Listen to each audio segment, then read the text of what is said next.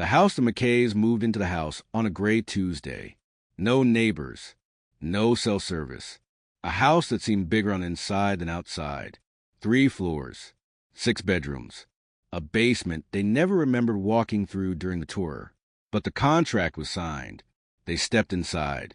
The door locked behind them. No knob. Just the sound of a bolt sealing. Ava noticed it first. The living room was smaller yesterday, she said. Her mother stared at her phone. No signal. No clock. No bars. Just the home screen. Frozen. Day 1, they tried unpacking. The boxes were missing by evening. Day 2, the windows were gone. Where glass had been, now wall. Drywall, paint, curtains still hanging over nothing.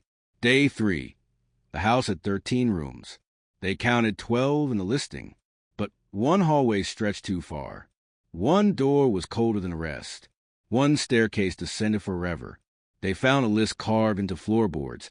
Room that watches room, that weeps room, that shifts room, that remembers room, that ends at the bottom. Something new was being added. Scratched slowly, day by day. Room that knows. Liam vanished on day 5. They were eating breakfast. He got up to get juice.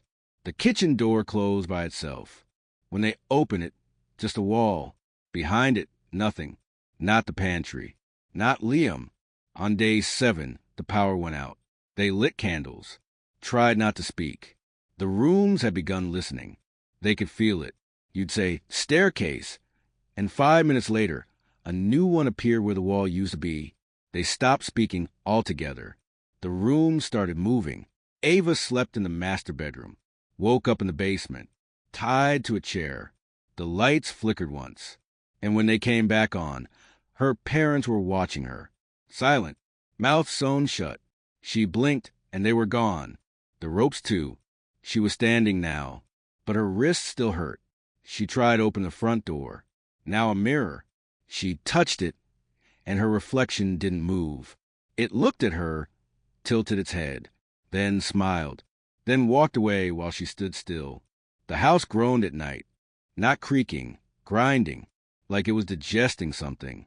They found a door on day 10 that hadn't been there before. Black wood, crimson lettering, burned into it. Room that knows. Inside, a table, and a photo of the McKays. But in the photo, Ava was missing. Her place replaced with dark shape, faceless, with long arms that wrapped behind the others, almost lovingly. The photo was dated tomorrow. On day 12, her mother stopped eating, stopped talking. She stood in the hallway facing the wall and whispered, "It's wearing your face." Then she stabbed herself in the eyes. Ava screamed for help. But the house didn't echo anymore. The walls were soft now, like skin. Sometimes they pulsed. Other times they opened, just enough to show teeth. Or eyes. Or Ava, versions of her, screaming from inside the walls. Or laughing. Or staring. One pressed his hands against the wallpaper and mouthed, "Let me back in." She ran, through hallway after hallway, stairwell after stairwell, never repeating, until finally, she found it, the front door.